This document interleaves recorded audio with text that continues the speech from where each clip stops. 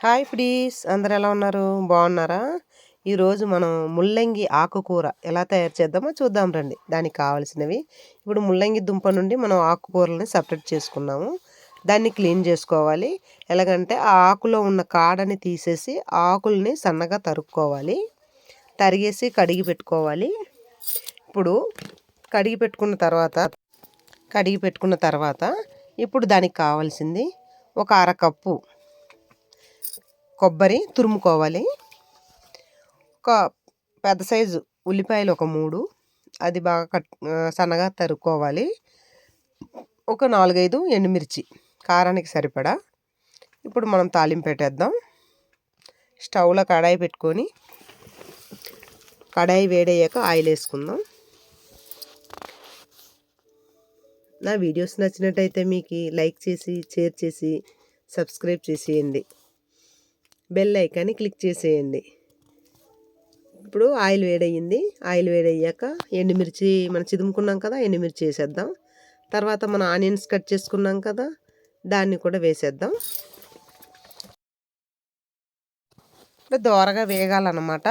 దోరగా వేయించుకున్న తర్వాత అంటే మరీ అంతగా ఎర్రగా వేయించకూడదు, దోరగా ఆ మాత్రం ఉడికితే చాలు. ఇప్పుడు మనం ఆకుకూర కట్ చేసి ఉంచుకున్నాం కదా, దాన్ని దాంట్లో వేసేద్దాం. ఆనియన్స్లో వేసేసి ఒకసారి బాగా కలుపుకోవాలన్నమాట. ఇప్పుడు ఎలాగంటే మనకి ముల్లంగి ఎంత టైం పడుతుందో ఉడకడానికి, అలాగే దీని ఆకుకూర కూడా అంతే టైం తీసుకుంటుంది. ఎలా చూసినా మ్యాక్సిమం ఒక 10 నిమిషాల కన్నా ఎక్కువే పడుతుంది అనమాట ఉడకడానికి. ఇప్పుడు దానికి కూరకి సరిపడంత ఉప్పు అంటే సాల్ట్ ఒక 1/2 స్పూన్ వేసుకున్నాను. వేసుకొని ఒకసారి పెద్ద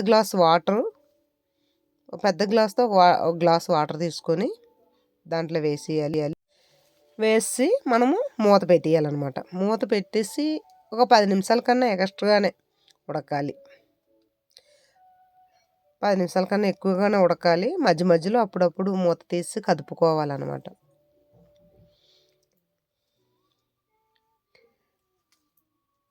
మీరు కూడా ఒకసారి ట్రై చేయండి. ఎలాగుందో, టేస్ట్ ఎలాగొచ్చింది ఏంటనేది నాకు కామెంట్లో పెట్టండి. అంటే కూర అనేది సిరుసేది ఉంటుంది, చిన్న చేదు ఉంటుంది. దానివల్లే మన కొబ్బరి కూర అనమాట వేస్తున్నాం దాంట్లో.